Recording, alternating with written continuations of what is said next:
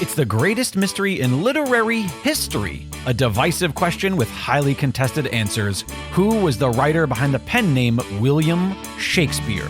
Welcome to Don't Quill the Messenger.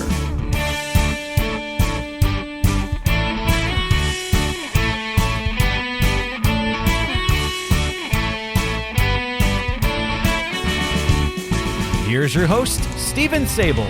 Welcome back, Quiller Nation, to this 137th episode as we officially reach the midway point of another successful season. Thank you all for being here. We couldn't do it without all of you who listen from all around the world. And speaking of all around the world, my guest today comes to us from the other side of the world, in the heart of Australia, where our listening audience continues to grow. He is Dr. Chris Summers, and he is the author of several books, including Shakespeare, The Inside Story, the story of love, nature, humanism, and free will told through Anne Shakespeare's sonnets, dedicated to the position that the sonnets of Shakespeare were actually written by Anne Hathaway-Shaksper. Dr. Chris, welcome to the Quiller Nation. Thank you, Stephen. Good to be with you. Chris, you spent a great deal of your career working as a guidance counselor in Catholic education, and I'd love to talk to you about Shakespeare as a Catholic sympathist. But before we go off into the weeds on that topic, tell us how you wandered into the theory of Anne Hathaway-Shaksper as the true author of the sonnets. It started about 10 years ago, Stephen, when I was contemplating retirement, and I was wondering what I was going to do when I retired. And I thought back onto my undergraduate days and when I did literature at university and an honours degree in literature, and a large part of that was to do with Shakespeare. And in those days, of course, there was no question that the person who wrote all of the plays and poems and sonnets was, of course, William Shakspeare. So imagine my surprise when I picked up the sonnets to have a look at them to see if they could shed some light on the plays. And I read the very first line of the very first sonnet, and it suddenly struck me that this wasn't a poem written by a man to a man. This was a woman writing about a man. And I suddenly realised, well, if this was the case, then who was the woman writing these sonnets and who was the young man she was writing to? So I've spent the last sort of 10 years investigating that, and I now have 3 books out. And, finding evidence, especially in the sonnets, for who the true author really is. And I think my evidence is fairly overwhelming that it's actually Anne Shakespeare, who started off as Anne Hathaway. And those first 17 sonnets that were written are traditionally called the wooing sonnets, where it's supposed that William is writing these sonnets to encourage a young man to marry, settle down and produce an heir. And in fact, it turns out that it's Anne Shakespeare wooing a young and handsome young William. Now, what about the theory? I mean, obviously, you're not the first person to believe, and I believe as well, that the sonnets are definitely a magnificent key that we need to investigate and that we need to understand more fully to understand the mind of the author of Shakespeare. But what about the theory that has been very prominently portrayed that the writing is a gay man writing to another man in that sort of romantic vein? How do you feel and stand on that topic? Look, there's a couple of problems with that. One is, if we look at the traditional theory that it's William writing to a young man, then the theory would go that here's William having a let's say a homosexual relationship with another young man. Now, if that's the case, I don't think there's evidence from anywhere else that William was actually a homosexual to start with. And secondly, would a young man who supposedly William's writing these sonnets about allow himself to be cast as a partner of a playwright? Excuse me. And you don't believe that there's any connection to the young Earl of Southampton as the fair youth that is so often identified in the sonnets? No, I don't.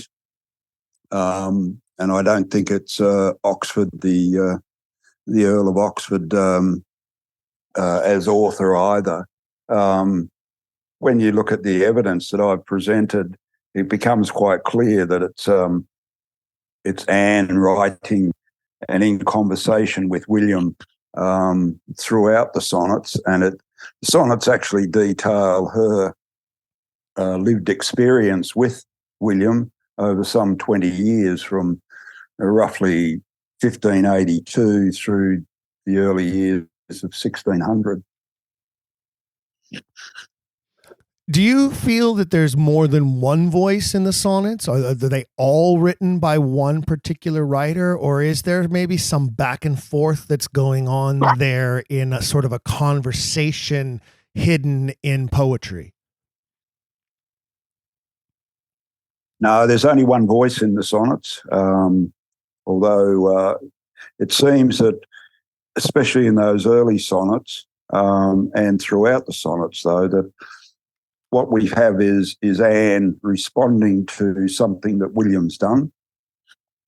And in fact, William may be asking questions of Anne, especially in those early sonnets. He's asking questions like, well, why should I marry you and have a child by you? And Anne puts up all these responses to those questions. William actually comes across as quite a mercenary type of character.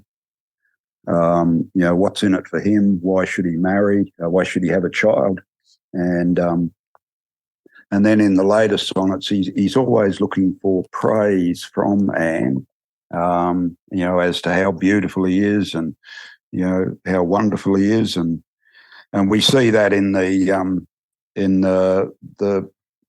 that funny little poem attached to the end of the sonnets called A Lover's Complaint, where William is bragging quite a bit about himself and about how many affairs he's had, and and the fact that Anne is so besotted with him that regardless of how many affairs he's had, she would actually do it all again. So he's quite a bit of a braggart as well.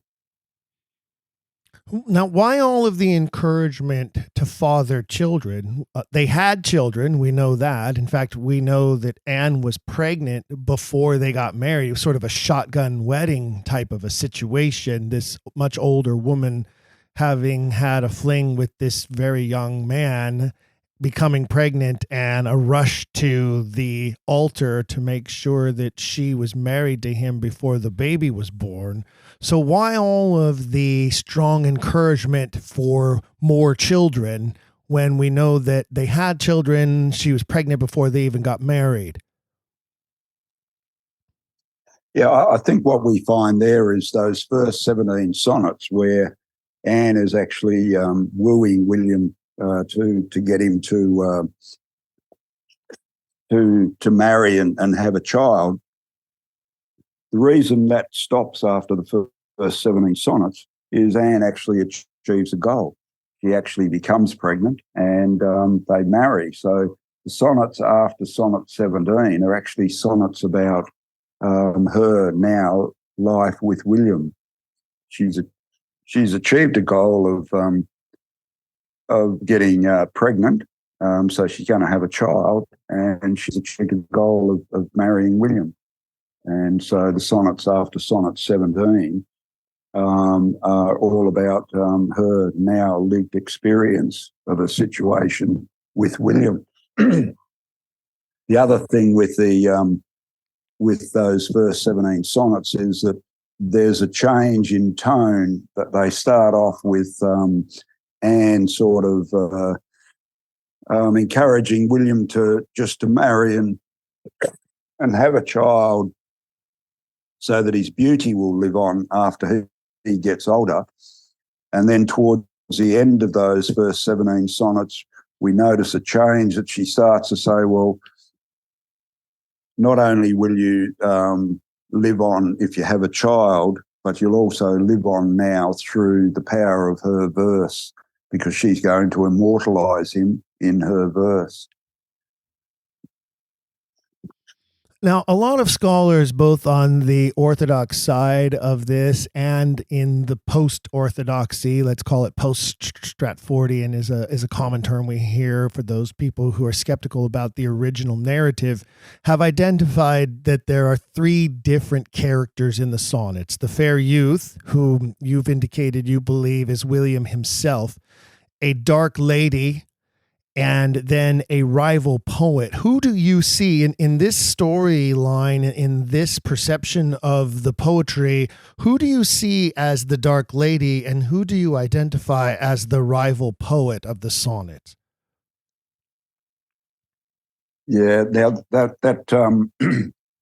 there's a couple of things there. One is there's certainly the dark lady, and that's the woman that William's having an affair with, that causes Anne quite a lot of angst, especially in that, if you look at the second division of the sonnets, if we go down that traditional path of the first 126 sonnets talking about a young man, and then the last sonnets talking about the dark lady. So there's certainly towards the end of the sonnets, in that second division of the sonnets, the dark lady makes her appearance, but she also makes it, or other women that William may be having an affair with make an appearance earlier on. I think in sonnets 35, sonnets 41 and 42, you'll notice that there's probably some references there to William possibly having other affairs. Now, who the dark lady is, I don't think we've been able to ever establish who that is. I have a bit of a theory that in fact, it may be Anne Whatley, the original woman who William was supposedly going to marry before Anne Hathaway's relatives and friends intervened and put up the money so that they could rush through the marriage, because she was pregnant to William. Just on the rival poets sequence, I have a different view on the rival poet sequence, and that is that there are two things that Anne absolutely talks about all the time during the sonnets. One is her love for William, and the second thing is her muse, and her muse is actually love. She takes love as a muse, and in that rival poet sequence, she's not talking about some sort of rival for William's affections. She's actually talking about another poet who uses love as his muse just as well as she can. And she, in fact, says in a couple of those sonnets and that this other fellow who's writing poetry and using love as a muse is actually writing just as good or better than she can use it as her muse. So the rival poet sequence is not actually about somebody trying to take the affections of the young man away from William, because if William's not the author, then we're talking about a whole different scenario here.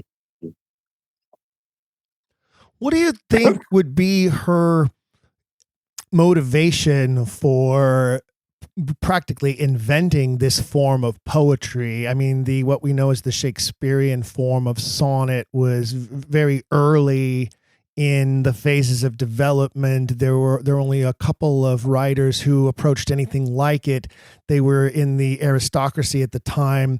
What would have caused her, do you think, to start writing in this form of poetry and in such an extensive way, and use that as a means to try to encourage this young man from a very, very low commoner upbringing and background? Like, why would she use this very high style of writing to try to speak to him, do you think?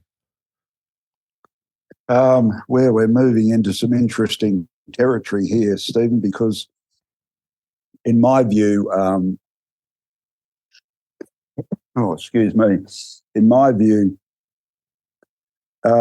when we look back on Anne's life and realise she was 8 years older than William, it's my view that when she was around about 20 years of age, before she met William, she actually travelled to the continent and fell in love with Italy and came under the influence of the humanists in the continent, and in particular Petrarch, from where she took the sonnet form from. Now, because she turned that around and used it for her own devices, but that's where that I guess the idea of using the sonnets to put into words, because we have to remember that the sonnets, I don't think, were ever meant to be published.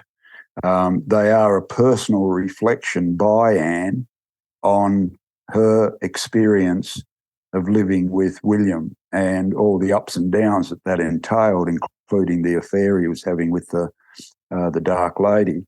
So they were, in my view, they were never meant to be published. And perhaps the reason they were published in 1609 was, especially when you look at what they're called Shakespeare's sonnets. They're not the sonnets of William Shakspeare or William Shakespeare's sonnets. They're just Shakespeare's sonnets. Now, at that point, there were 4 Shakespeares alive, and only one of them really could have realistically written poems like that about a young man, and that was Anne Shakespeare. But she took the sonnet form from her travels in Europe and especially in Italy, and used that to initially to woo young William, but then to detail her lived experience of her situation of living with William over the next 20-odd years. What is the particular reason behind her needing to write these feelings to him and to try to persuade him in writing, as opposed to they must have seen each other nearly every day. They lived in the same town. They were obviously intimate together because she gets pregnant. I mean, what is her need for encouraging him in writing and in this, what could be seen as sort of a series of private letters? I'm trying to understand what her motivation is behind that decision of communication with him. Yeah, look, I think initially those sonnets were in reply to questions that he was asking her about why he should marry her and have a child. And she, of course, was using that as her... Oh, excuse me. She was using that as her argument. So the sonnet form actually became a two-way conversation between her and William. William would ask her a question like, why should I marry you? And what's in it for me? And Anne would then detail in her sonnet her reply and give evidence as to an argument as to why he should marry and settle down and have a child. Again, initially, so his beauty wouldn't fade. He'd have a child to carry on his beautiful looks. But then in the later sonnets of that first sequence of 17 sonnets, he's going to be immortalised through her verse, not only through having a child, but also in her verse. So she used that as a way of trying to convince William that this was the best way to go to make sure that his beauty lived on, and these are the reasons why he should marry and have a child, and So, in other words, this is part of her long game seduction plan. This older woman seducing a much younger man, which wasn't very common in those days. And so this is part of her long game seduction plan in convincing him to become her partner, her lover initially, and then her husband and the father of her children. I think it was. I mean, once she returned from the continent and came across young William, I mean, she would have been around 25, 26 at the time. Met a young William who was 17 or 18. Fell in love, became totally besotted with him, and devoted the rest of her life to him. So she was certainly determined that this was the man that she was going to marry, and this was the man that she was going to have children with. The fact that she used if you talk about a long-term, plan, the long-term plan, in fact, included William going off to London and becoming if you like, a theatre impresario, using the plays that Anne wrote to enhance his reputation, because certainly in those times, Anne couldn't come out and say, look, I'm a playwright and here are the plays, and I'm a poet and here's Venus and Adonis and the Rape of Lucretian. She couldn't do that under her name, so she had to have, if you like, the protection of a male to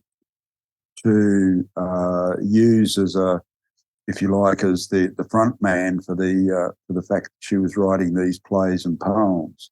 So the long-term plan was that she was going to write all these plays and poems. William was going to go off to London and hawk them around and get them produced, and hopefully find a patron. Which of course would have then meant that they would have been, quite wealthy and, all the prestige that comes with that. So, and that's where we see the dedication to the poems. They were basically designed to try and find a patron to support William, and hopefully. Make them quite wealthy. The fact that William was quite an astute businessman. I don't think there's any doubt about that. With all of his theatre and his buying of land and houses and things like that, he became quite wealthy in his own right. He, of course, wanted to be a gentleman, so he wanted a coat of arms and all those things that go along with being a gentleman. But that was all built, if you like, on the back of Anne writing the plays and the poems, and William in London having them produced and performed and building up, his name, because Anne always said through the sonnets, especially Sonnet 81. You're going to live on after this because I'm going to immortalise you through my verse.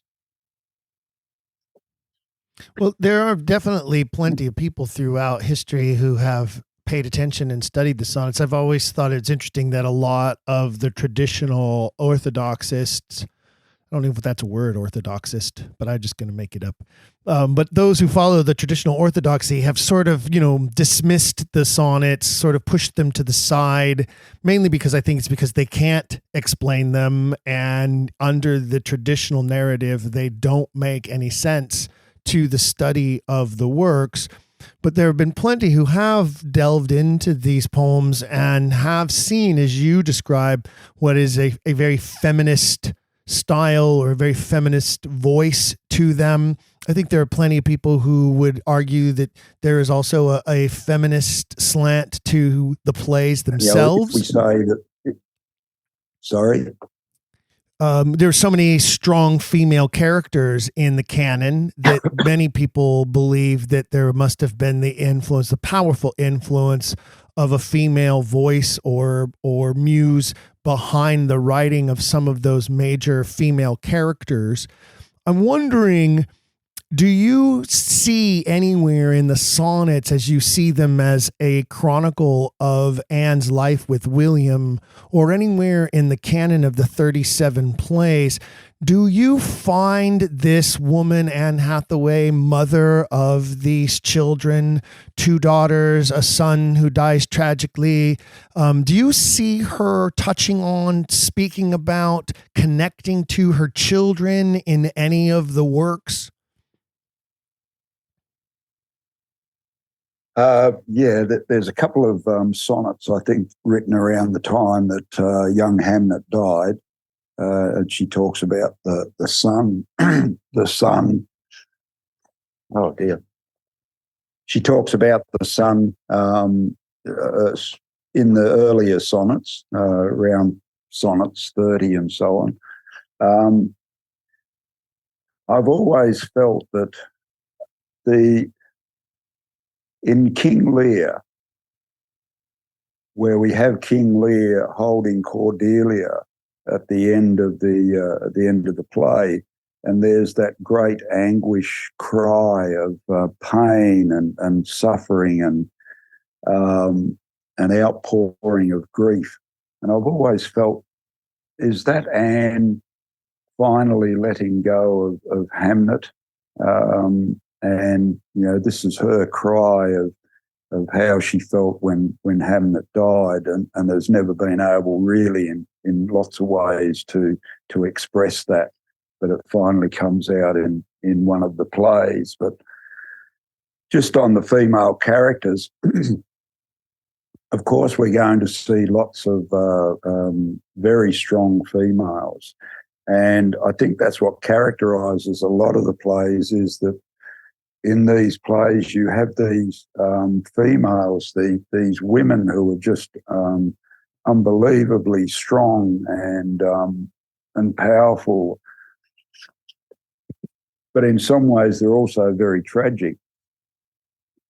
And I always feel that this is Anne trying to, if you like, define what is woman, what is a woman, and from her own perspective. And in a lot of these female characters, I think you'll find that we will find Anne speaking in her feminine voice in these plays through these women.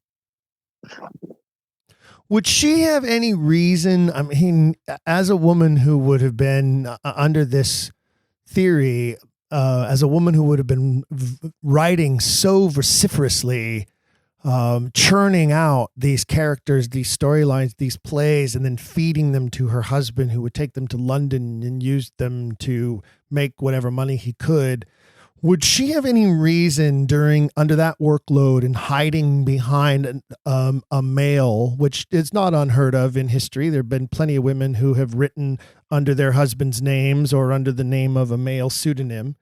But would she have any reason to prevent or preclude her daughters from becoming educated to the point that they could read her works and that they could participate in that level of learning and understanding and appreciation of literature, because we don't have any evidence that either of those girls could even write their own name. Neither of them ever even signed their own name to a document. The one daughter particularly, there's evidence that she could only sign her name with an X. Why would such a mother of daughters so unique in the world of literature, having to hide behind a man, but doing so successfully, why would she not share the power of reading and writing with her own daughters? Yeah, I suspect that's not the case. I suspect that all of the children were probably very well read, as well as being literate.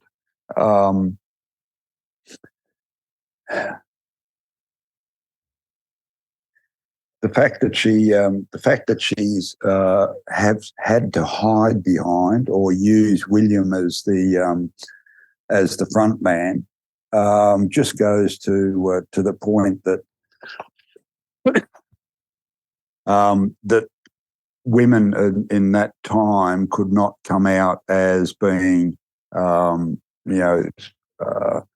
playwrights, poets, having these humanist ideals, so that in some ways William's a bit of a tragic figure as well, because,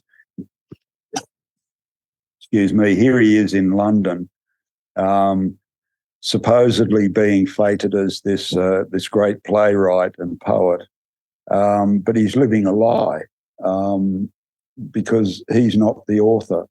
And in some ways, you can start to understand why he focused not only on his business, but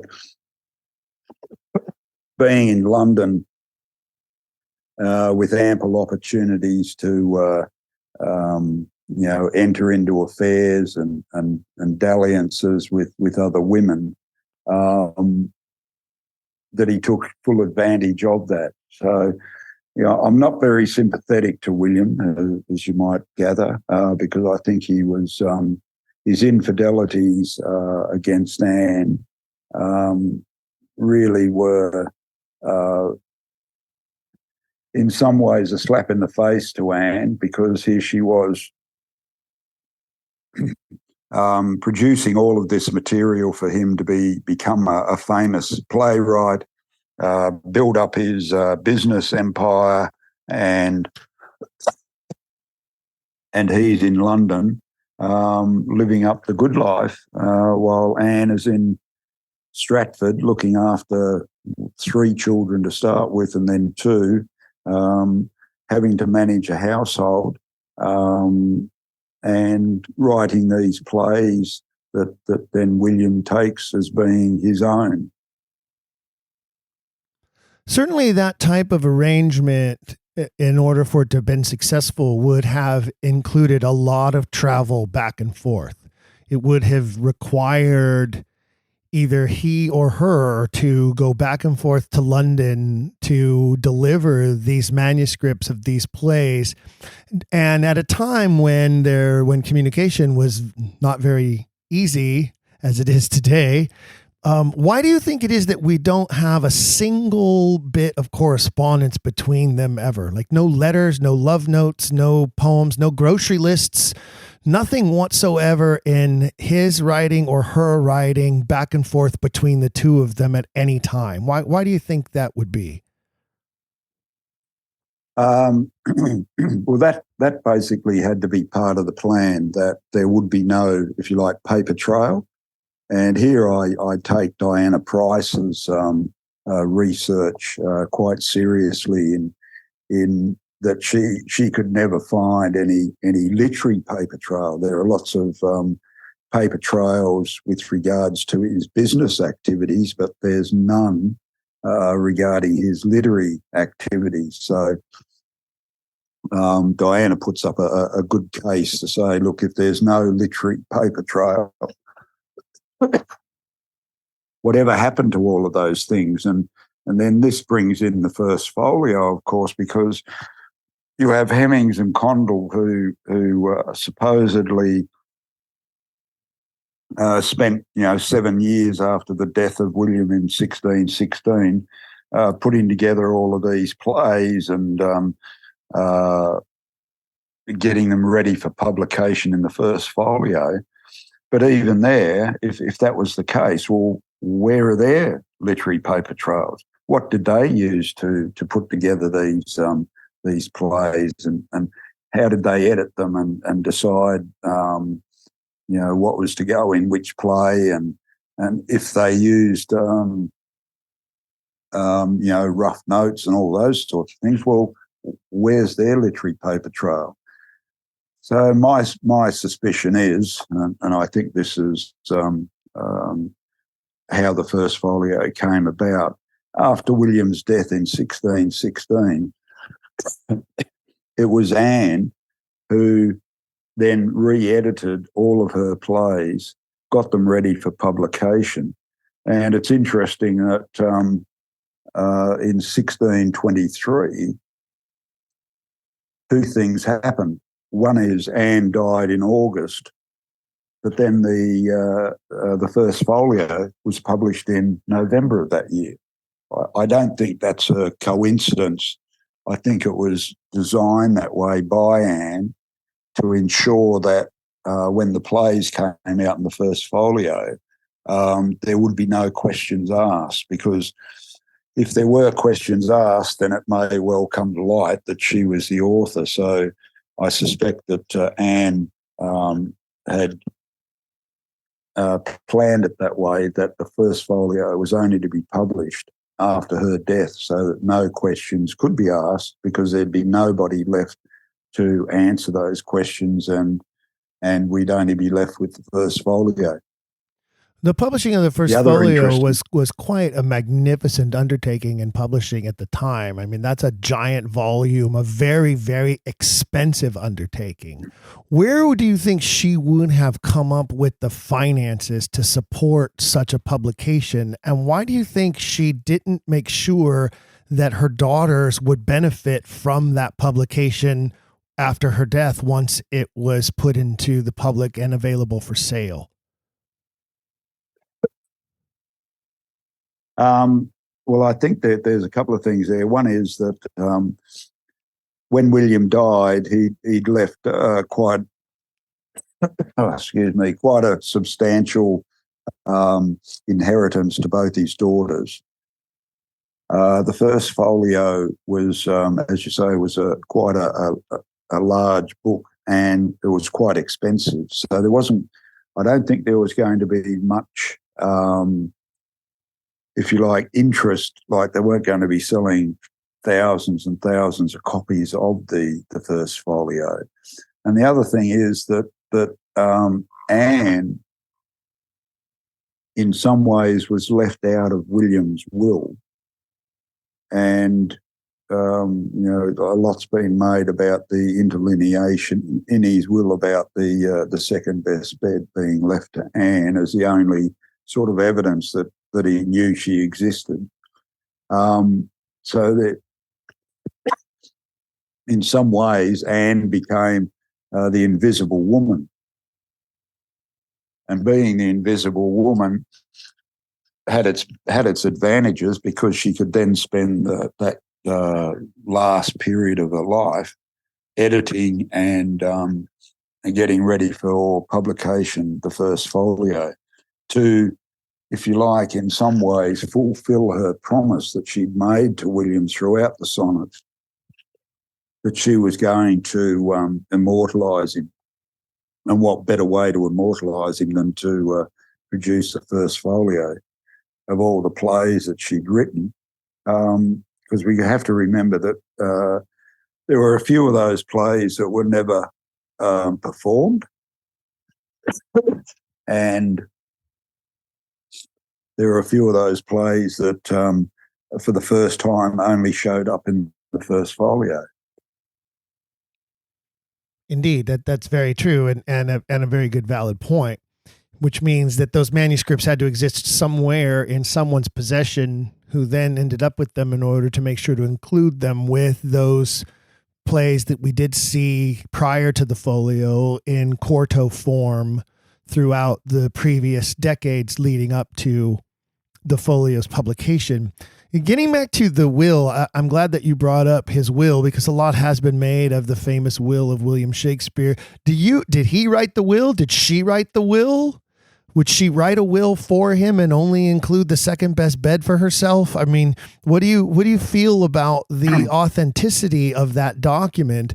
I mean, it's often referred to the second best bed line, of course, and a lot of scholars who have studied the wills of the time have said that he would have put that in there to make sure that she received something, which meant that she would not be able to argue that she was supposed to receive more. It's kind of like if you leave someone completely out, they can argue to the court that it was an error, it was a mistake, and that they're entitled to their full jointure. But because he put in, nope, she only gets this, it provided that she could not have any legal standing to ask for anything else. You see what I'm saying? Yeah. Look, and to be honest, I don't think that was Anne's intention. To either try and challenge the will or take it to court. Look, my view on William is a little bit different. Why did all of a sudden the play stop being written around 1610, 1611? And when you have a look at the evidence of William's his signatures from that time on, and you look at the evidence that he was a major player in a court case but couldn't remember anything about it around that time. I suspect that the reason that Anne stopped writing plays around that time and that William returned to Stratford was because he was suffering from dementia.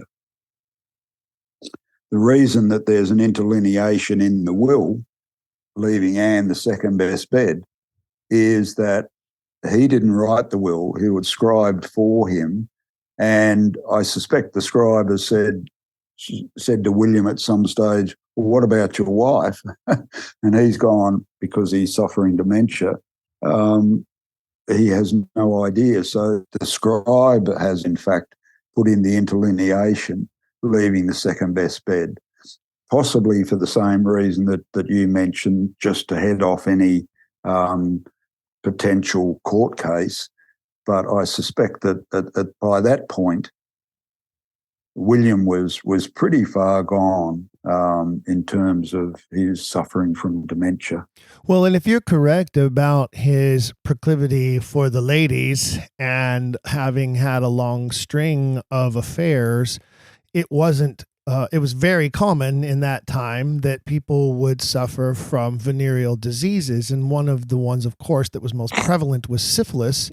And what would eventually happen, along with a lot of other things like the crown around the top of the head and the loss of hair, thus receding hairline, the loss of the cartilage of the body, the soft tissues decaying and falling apart, but also what we very well know as a syphilitic brain, which is very much like dementia and has very similar traits to it. You know, one of the most famous cases, of course, would be Al Capone, who died of a syphilitic brain in prison, who literally lost his mind while he sat behind bars.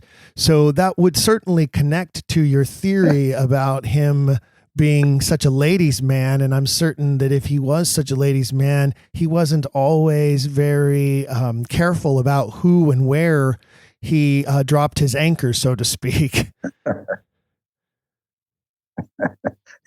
I think you're right. I think he did, what's the expression, play the field when he was certainly in London. And again, I have some sympathy for him, even though he was a bit of a philanderer. because here he was in London,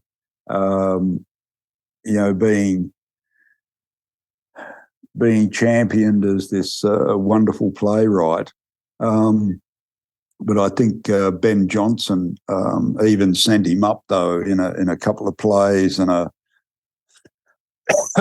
poem called The Poet Ape, as being a bit of a bore and a bit of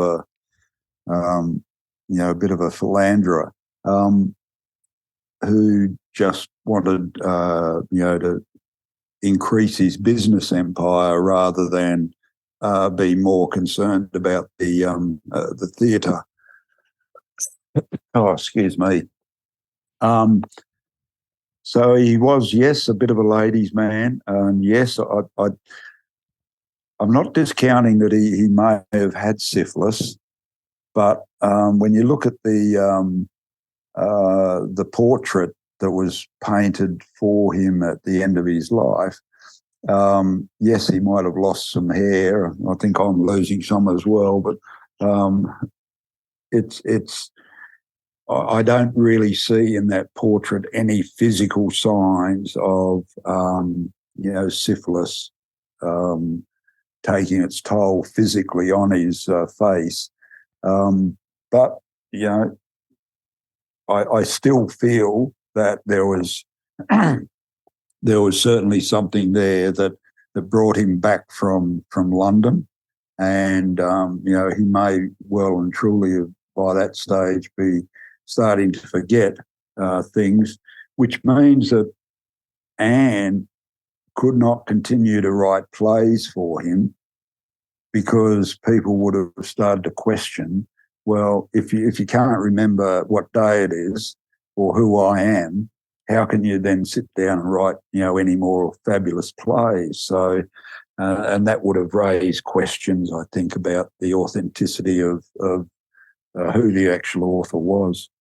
You mentioned that he left most of his estate to his two daughters, but in actuality, he took it. I mean, you want to talk about one of the most anti-feminists is he did not leave the money to his daughters. He left it to their husbands. He left the money to his sons-in-law.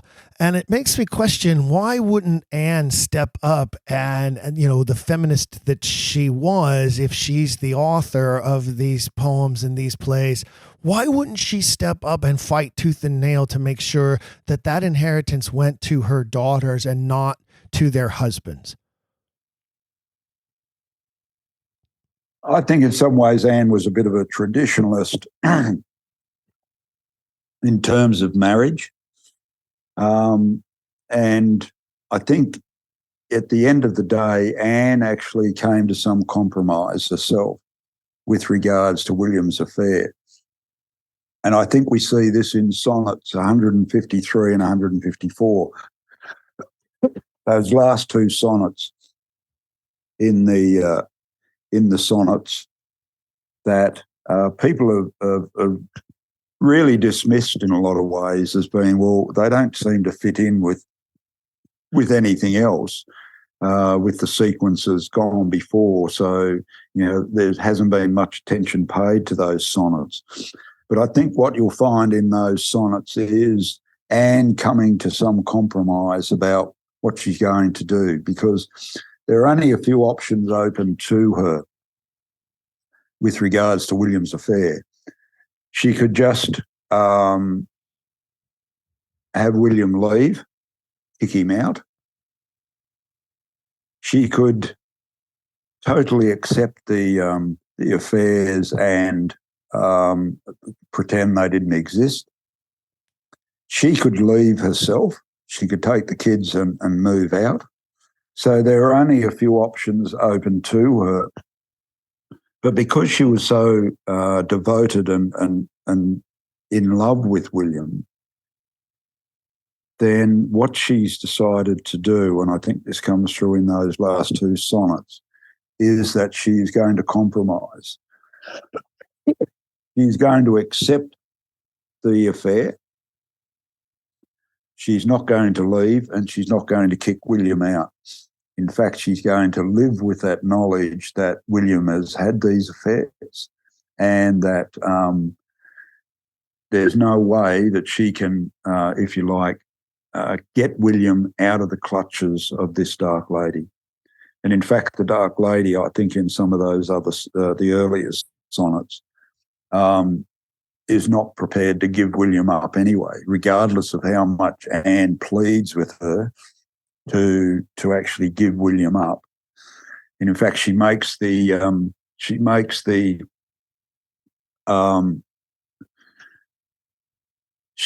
connection between her and William as being as one. And you find that quite a bit in the sonnets, that she says, William and I are one, or I and William are one. And therefore, if you've captured William, you've also captured me. And I think that comes through in sonnets 135, 136 quite strongly.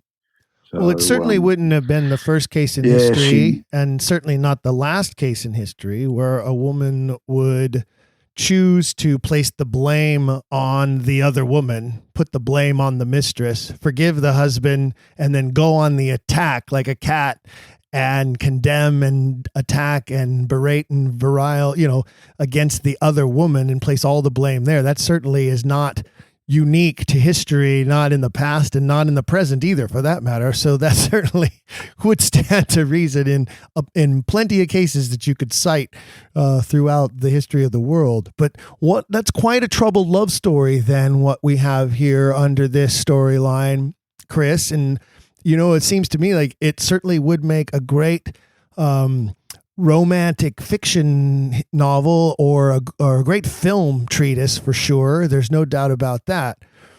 I do think it's interesting you talk about how on the one hand she's very feminist, but on the other hand very traditionalist. And I think we do see a lot of dichotomy in the works of Shakespeare along a lot of those lines, between the commitment to the feudalist state as well as to independence and freedom from tyranny or tyrannical rule. And as I mentioned at the very top of the program, and I wanted to touch on while we still have a little bit of time, because of your background in Catholic education, I believe, as many do, that the author of the works was certainly a Catholic sympathist. There's no doubt that the author is an obvious Italianophile, which is another word I think I just made up. And there's plenty of Catholicism in Italy, I can tell you. How do you feel about what you see as far as the religious conflict going on during Elizabethan times and the works of this writer and how the writer navigates that realm? Yeah, I mean, it was certainly a time of religious upheaval, wasn't it? And it's interesting that, excuse me, that Anne was actually born Catholic. She was born during the time of Catholicism in England, yet William when he was born, it had changed over to Protestantism. So you've got that dichotomy between, in a very short period of time, you've got the Catholic side of things, and then all of a sudden everybody's expected to be a Protestant. So I think in terms of Anne's own upbringing, there's quite a strong Catholic influence there. When the fact that she did travel through Italy, which is in itself quite an amazing story, when we look at the plays and see how many times does Anne portray women dressing up as men and being seen as and accepted as men. And I suspect that's how she travelled through Italy. She actually disguised herself as a male. But that story in itself is quite interesting, because when she was in England, and I took a lot of my research for this from Paul Rowe's book, Shakespeare's Travels in Italy, where he does exhaustive research on the places that Anne may well have visited in her travels through Italy, and the timeline seemed to line up fairly closely with things that were happening in Italy at the time that she may well have been there. And the places she visited were quite Catholic in their, in their what the places were, the temples and the churches and the cities, and so I think there is quite a strong Catholic I have visited influence there. many of those places that Richard Rowe points out in his book. In fact, my wife and I used that book as like our tour guide book when we visited Italy last year and spent 2 weeks traveling through the country and trying to hit as many of those sites as we can. And you're absolutely right. They're very Catholic. They're very, very Catholic sites. There's no doubt about it. Yes. Well, this has been a very interesting conversation, Chris. I can't tell you how much we appreciate you spending time with us to talk about your research on this, the books that you've written, and your strong theories about Anne Hathaway-Shaksper being the true lady behind the mask. I have to tell you, I believe that it is as believable, if not more believable, than the traditional story of William Shaksper of Stratford being the true author of all of this. I want to tell my listeners he is Dr. Chris Summers. That's spelled Summers, like the season of the year. And you can find his books on Amazon as well as other book sites. If you just do a little search engine search of Dr. Chris Summers Shakespeare, you will find the correct Chris Summers and you will find his works. You'll also find that Chris is an obvious lover of poetry because one of the books that will pop up is a collection of his own personal poetry written over quite a long span of time too, Chris, from what I can see. It's like 30 years of poetry there collected, it looks like to me. So you can also check that out from Chris.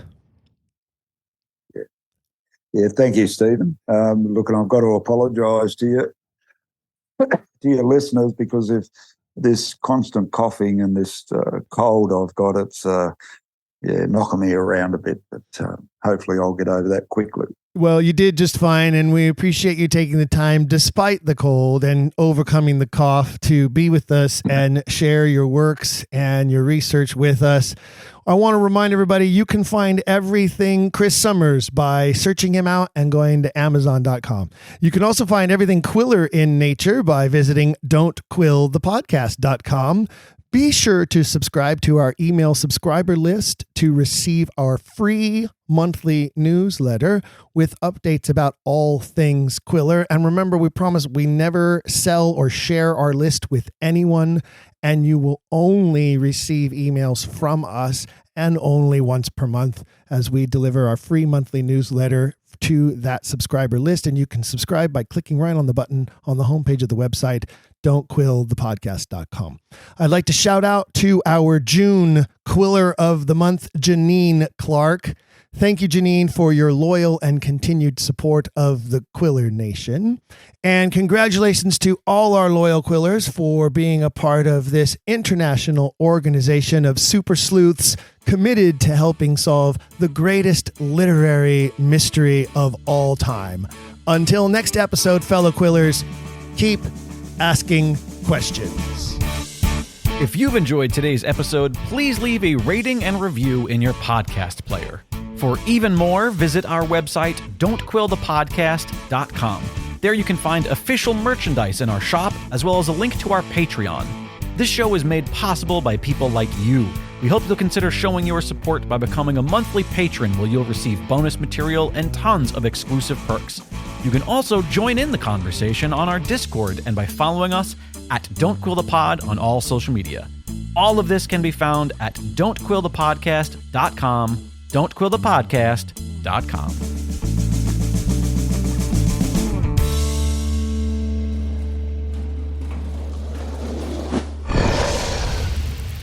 It's Dragon Wagon.